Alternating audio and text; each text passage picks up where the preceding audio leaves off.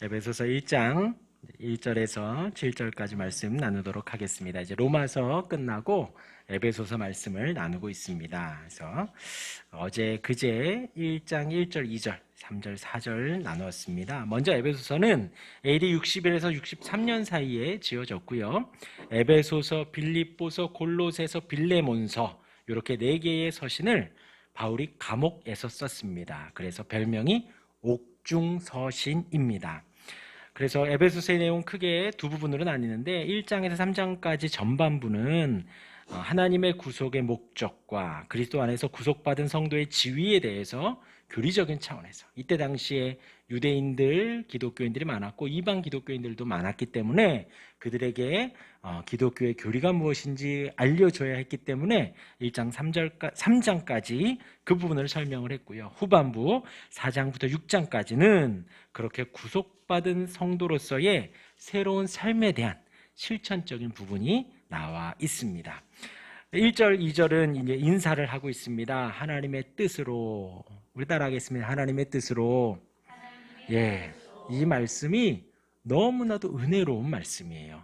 하나님의 뜻이다. 물론 책임 회피하기 위해서 하나님의 뜻이다라고도 하지만 사실 우리 마음 안에서 이것은 하나님의 뜻입니다 할 때에 큰 위로가 있습니다. 우리가 기쁜 일 있고 좋은 일 있고 감사한 일만 막 있으면 얼마나 좋겠어요. 그것이 하나님의 뜻이다 하면 너무나도 좋은데 그렇지 않을 때도 있거든요. 아플 때도 있고 슬플 때도 있고 어렵기도 하고 힘들기도 한데 그 모든 것 속에서 고민되고 힘들고 어렵다가 그 끝에 종말에 그 끝에 가서 하나님의 뜻이구나 하면 마음이 편안해져요. 왜냐하면 하나님이 우리 아버지가 되시고 우리의 걸음걸음을 인도하시는 우리의 보호자가 되시기 때문에 그 하나님의 큰 그림 안에, 요즘 아이들 빅픽처라 그러죠? 큰 그림 안에 지금 당하는 약간의 고난, 하나님의 뜻이구나 하고 견딜 수 있다는 거예요. 그 하나님의 뜻으로 말미암아 그리스도 예수의 사도된 바울은 에베소에 있는 성도들과 그리스도 예수 안에 있는 신실한 자들에게 편지한다. 그러니까 에베소, 그 지역 지명이죠. 에베소에 있는 성도들 그리고 신실한 자들, 예수 안에 있는, 그러니까 우리도 지금 포함이 되는 겁니다. 2000년 전에 AD 61년, 63년 그때 썼지만 바울이 지금 여기에 있는 우리에게도 동일하게 말하고 있습니다. 예수 안에 있는 신실한 자들, 믿음직스럽고 성실하고 주 안에서 믿음을 잘 지켜가고 성실하게 지켜가는 모든 그리스도인들에게 내가 문안한다. 하나님 우리 아버지와 주 예수 그리스도로부터 은혜와 평강이 너에게 있을지어다. 하나님, 근데 어떤 하나님이요? 우리 아버지 주 예수 그리스도로부터, 하나님 우리 아버지와 주 예수 그리스도로부터 그런 하나님의 은혜와 평강을 지금 빌고 있습니다. 이어서 3장의 3절에 찬송하리로다 합니다. 하나님을 찬양해야 된다는 거예요. 찬양할 이유가 충분하다는 거예요. 왜냐하면 하나님 곧 우리 주 예수 그리스도의 아버지께서 그리스도 안에서 하늘에 속한 모든 신령한 복을 우리에게 주셨기 때문에 우리는 찬송할 수밖에 없다는 거예요. 그리고 이하의 신령한 복이 나옵니다. 4절에 곧 신령한 복 어떤 거냐? 창세 전에 그리스도 안에서 우리를 택하사, 이래서 찬송할 수밖에 없다는 거예요. 우리가 하나님을 섬기고 그리스도 안에 있고 예수님이 나의 구주십니다 고백하는 것이 그냥 혈통으로 되거나 경험으로 되거나 그냥 2021년에 살아가니까 되는 것이 아니라는 것입니다. 하나님이 우리 아버지가 되고 우리가 그리스도 안에 있고 주님을 나의 주님으로, 나의 유일한 구주로 섬기며 주님을 찬양하는 그 은혜가 창세 전부터, 온 세상이 만들어지기 전부터 여러분들을 택하셨다는 거예요. 어마어마합니다. 사실 상상할 수 없죠. 창세 전이라니 5년 전, 10년 전도 아니라 온 세상이 만들어지기 전부터 하나님이 우리를 택하셨습니다. 우리로 사랑 안에서 그 앞에서 거룩하고 흠이 없게 하시려고 택하셨습니다. 그리고 어떻게 하냐? 우리로 거룩하게 만들어 가실 거예요. 택하셨습니다. 그리고 우리로 흠이 없게 만들어 가실 거예요. 할렐루야. 하나님 우리를 그렇게 만들어 가실 겁니다. 그리고 이제 5절이 시작이 되는 거예요. 그 기쁘신 뜻대로 합니다. 하나님께서 우리를 택하시고 우리를 부르시고 우리를 하나님의 자녀 만드신 그 근본이 무엇이냐? 하나님이 우리를 창세전부터 예정하신 그 근본이 무엇이냐? 우리로 아들 되게 하신 그 근본이 무엇이냐? 하나님의 기쁘신 뜻이라는 거예요. 하나님, 아까 1장 1절에서는 하나님의 뜻이라 그랬습니다. 그런데 그 뜻이 어떤 뜻이다? 기쁜 뜻이에요. 기쁜 뜻. 기쁜 뜻. 여기 이제 다 부모님들이시니까 음식을 하고 이제 자식이 좋아하는 음식을 딱 해놨을 때 어떤 마음으로 음식을 만들죠? 이 아이가 기분 좋게 막 맛있다 맛있다 하면서 먹을 것을 생각하며 음식을 만들죠. 그리고 이거 해서 우리 애들이 건강하게 자랐으면 좋겠다고. 이 동네에 중학교 1학년인데 180 된 아이가 있습니다. 큰 애가 있어요. 근데 우유를 그렇게 많이 먹었대요. 늘 우유를 먹었답니다. 그래서 우리 막내가 딸기 우유를 자꾸 사달래요, 저한테. 자기도 딸기 우유 먹고 키 크겠다고. 그래서 그랬습니다. 이제 유치원 끝나고 차 태워 데려가면서 아빠 딸기 우유 사줘, 키 크게 딸기 우유 사달래요. 그래서 안 돼, 안 사줄 거야. 그랬더니 갑자기 차 창문을 쭉 내려요. 그러면서 동네 사람들, 우리 아빠가 딸기 우유를 안 사준대요. 갑자기 그러더라고요. 딸기 우유를 저 아이는 그 달콤한 그걸 먹고 싶은 거고, 이제 저도 기쁜 뜻으로 사주면 좋겠지만 그 달달한 게 뭐 얼마나 키 크겠어요. 아무튼 부모가 자식에게 무엇인가 해줄 때 기분 나쁜 마음으로 해주는 부모가 거의 없죠. 물론 잘못하고 그러면 막 화가 나기도 하겠지만 보통 다 기쁜 뜻으로 해줍니다. 그런데 하나님이 우리를 택하시는데 그 기쁜 뜻으로 한 사람 한 사람을 택하셨다는 거예요. 한번 대입해서 생각을 해보세요. 하나님의 그 기쁘신 뜻이 얼마나 놀라운지요. 우리를 구속하시고 우리를 창세전부터 택하시고 아들 되게 하시는 그 마음에, 하나님 마음이 어떠했냐? 기쁜 뜻 속에 무슨 생각만 하면 막 입에 미소가 지어지고 막 웃음이 나고 기쁨이 솟아나는 그 일들이 있으실 겁니다. 그 기쁘신 뜻 가운데 하나님이 그리스도 안에서 우리를 택하셨다는 거예요. 그 기쁘신 뜻대로 우리를 예정하사, 이제 예정이라는 단어가 나오는데요. 예정론 들어보시기도 하셨을 거예요. 예정론이라는 게 뭐냐면 하나님께서 다 예정하셨다라는 겁니다. 하나님이 다 뜻하셨다. 그런데 이제 우리는 사실 여기에서 무엇과 헷갈리냐면 운명론과 헷갈립니다. 운명론은 뭐냐면 과거에 이미 결정된 자신의 운명은 결코 피할 수 없다. 그런데 여기에서의 단점이 뭐냐면 여기에서의 오류가 인격적인 게 아닌 거예요. 인격적 개념이 아닙니다. 그냥 정해진 거예요. 너는 이렇게 살아갈 거야, 아프게 살 거야, 돈을 얼마밖에 못 벌 거야, 혹은 반대로 돈을 많이 벌 거야. 그렇게 정해졌다는 거죠. 손금이 그렇고 관상이 그렇고 사주팔자가 그렇고 그렇게 정해진 대로 넌 살아갈 수밖에 없어 라는 것이 바로 운명론입니다. 그런데 예정론은 다른 게 뭐냐면 하나님이 주권을 가지고 계시다는 거예요. 인격자이신 그 하나님께서 계획과 인도하심으로 이끌어 가신다는 거죠. 하나님은 시간을 초월하십니다. 현재나 과거나 미래에 얽매이지 않으십니다. 모든 일들을 하나님의 뜻대로 주관하실 수가 있어요. 우리 하나님은 정말 놀라우신 분입니다.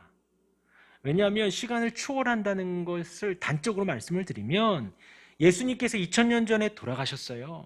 십자가에 죽으셨습니다. 그런데 그 십자가에 죽으신 그 능력이 지금도 우리에게 영향을 미치는 거예요. 2000년 전에 돌아가신 그 예수님의 십자가의 은혜가, 보혈이, 희생이 태초의 사람 아담에게도, 아브라함에게도 영향을 미치는 거예요. 그러니까 우리가 상상할 수 없는 겁니다. 놀라운 거예요. 예수님의 능력이 어마어마하게 큰 겁니다. 그때 돌아가시고 그때 부활하신, 죽음을 이기신 그 주님의 능력이 지금도 우리에게 역사하는 거예요. 그래서 우리가 부활을 소망하고 우리가 죽음을 두려워하지 않는 겁니다. 2000년 전에 있었던 그 사건이 무엇이간데요.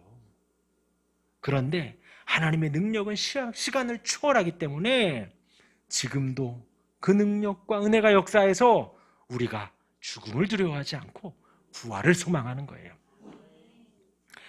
하나님의 예정로는 그렇게 하나님의 인도하심 속에 어떠한 제약도 어떠한 제한도 받지 않으시고 하나님이 원하시는 대로 해 가시는 거예요. 하나님의 뜻대로. 그래서 예정론에 있어서 가장 중요한 건 뭐냐? 하나님 주권입니다. 하나님이 왕으로 이끌어 가시는 거예요. 하나님이 다스리시는 거예요. 하나님이 뜻하신 바대로 가는 거예요. 그런데 반대로 운명론의 주인은 뭐예요? 그 운명이에요. 너는 앞으로 30살 이상 못 살아. 너는 얼마큼 이상 안 돼. 너는 계속 어떻게 될 거야. 라는 그것에 갇혀서 그것에만 살아가는. 결코 예정론은 그렇지 않죠. 하나님의 뜻대로, 하나님의 주권대로 모든 것에 얽매이지 않고 모든 일들을 하나님의 뜻대로 주관하시는 것입니다. 그 기쁘신 뜻대로 우리를 예정하사 예수 그리스도로 말미암아 자기의 아들들이 되게 하셨으니, 그 기쁘신 뜻대로 하신 게 뭐냐? 하나님의 아들들이 되게 하셨다. 여기에서는 아들들이 되게 하셨다라고 나와 있는데 원어로 보면 이게 양자 삼았다라는 뜻입니다.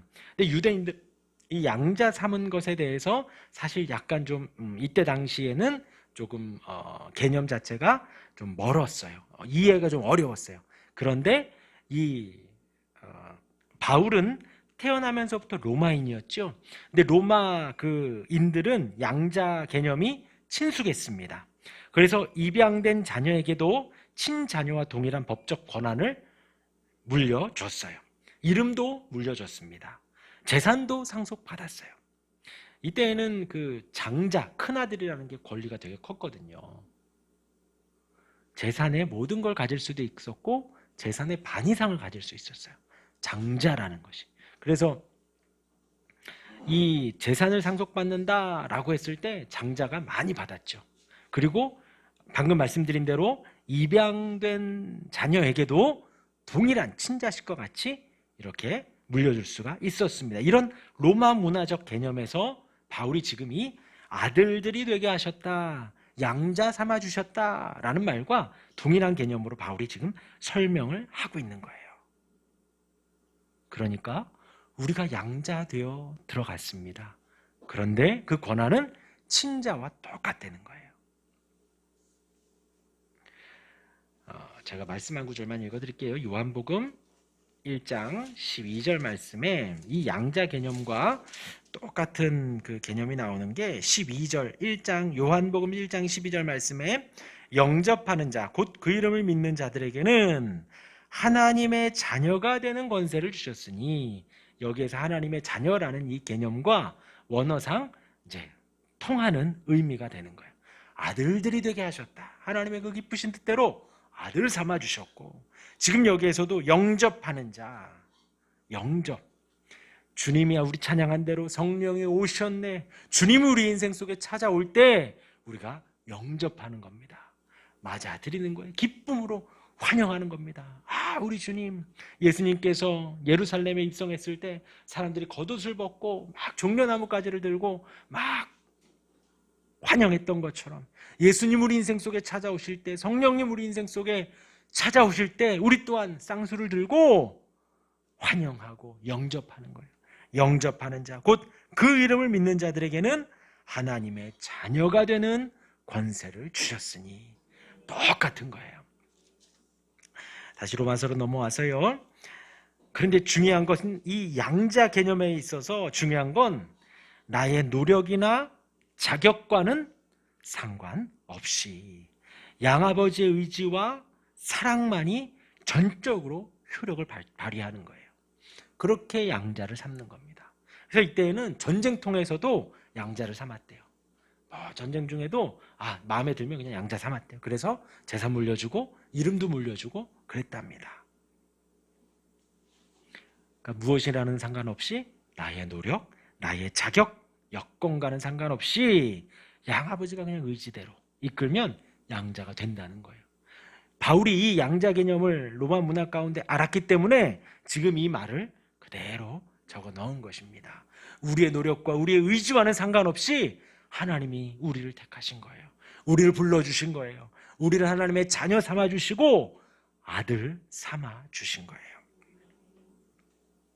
아들들이 되게 하셨으니 6절에 이는 그가 사랑하시는 자 안에서 우리에게 거저주시는 바 나오죠? 거저주셨다는 거예요. 뭔가 기브 앤 테이크 뭘 받아서 주신 게 아니라 무엇인가 우리가 해서 주신 것이 아니라 거저주셨다는 거예요. 거저주신 바 그의 은혜의 영광을 찬송하게 하려는 것이라. 아들들이 되게 하셨습니다. 기쁘신 뜻대로 예정하셨습니다. 근데 그 최종 목적이 뭐라고요? 은혜의 영광을 찬송하게 하려고. 절대로 이 찬송하는 것을 로봇처럼 생각하시면 안 돼요. 컴퓨터처럼 탁탁탁 하고 엔터 치면 들어가서 출력문 쫙 나오는 것이 아닙니다. 위에서 쭉 나오죠. 하나님께서 기쁘신 대로 예정하셨어요. 언제부터? 창세전부터요. 그리고 아들 삼아주셨습니다. 아무 조건, 아무 능력 없는데도 아들 삼아주셨어요. 그리고 그 사랑 안에서 거저주셨어요. 다. 그걸 깨달은 사람이 어떻게 살아갈까요? 찬양하며 살 수밖에 없는 거예요. 찬양하며. 이게 이제 찬양에 대해서 그런 오해는 없으실 거예요. 찬양하면 노래가 우선 떠올라요.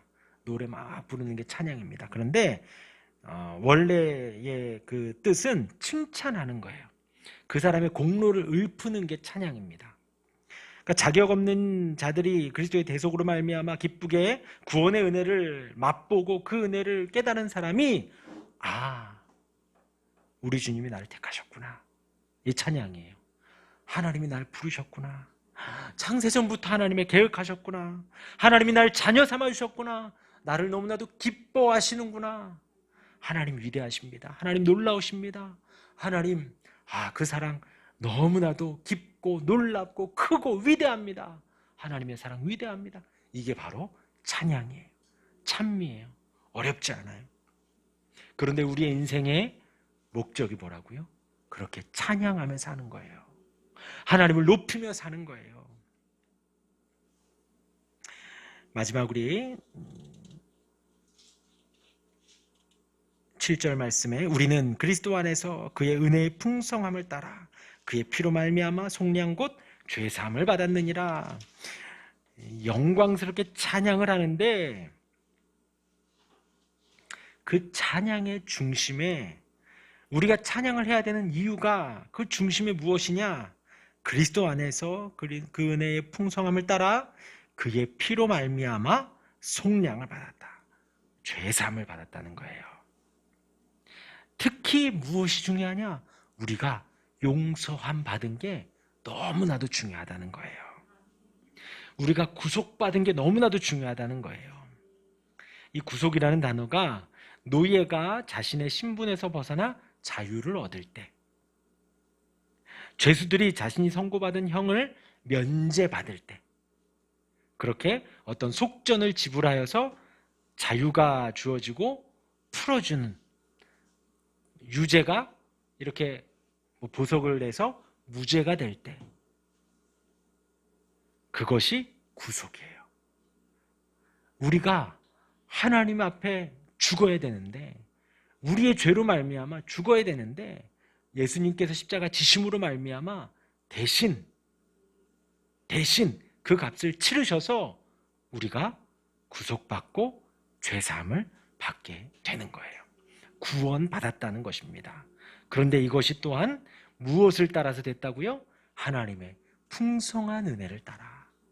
풍성한 은혜를 따라. 사실 상상할 수 없어요. 우리가 은혜롭다, 은혜 받았다라는 어떤 그 마음의 느낌이 있습니다. 은혜가 너무나도 충만하다. 막 기쁘죠. 뭐 벅차오릅니다. 그런데 그 어떤 은혜요? 풍성한 은혜요. 차고 넘치는 은혜예요. 말로 형용할 수 없어요. 형언할 수 없어요. 너무나도 은혜가 넘치는 거예요.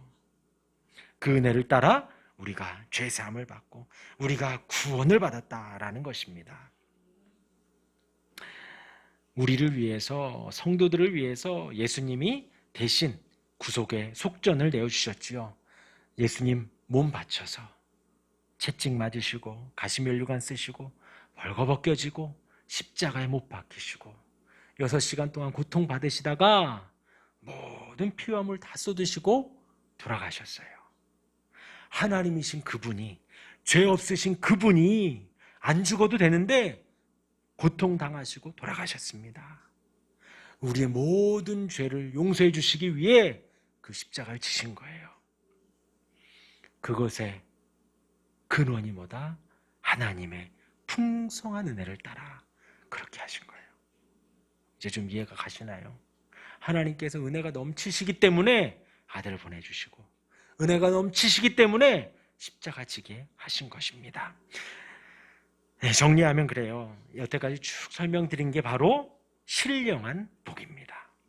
하나님이 주시는 그 신령한 복, 하늘에 속한 모든 신령한 복, 3장 3절 말미에 있는 어떤 것이라고요? 하나님이 택하시고 또 우리를 거룩하고 흠없게 만드셨고 또 우리를 예정하시고 아들 삼아주셨고 또 거저주시고 찬양하게 하시고 이 모든 것을 무엇을 따라?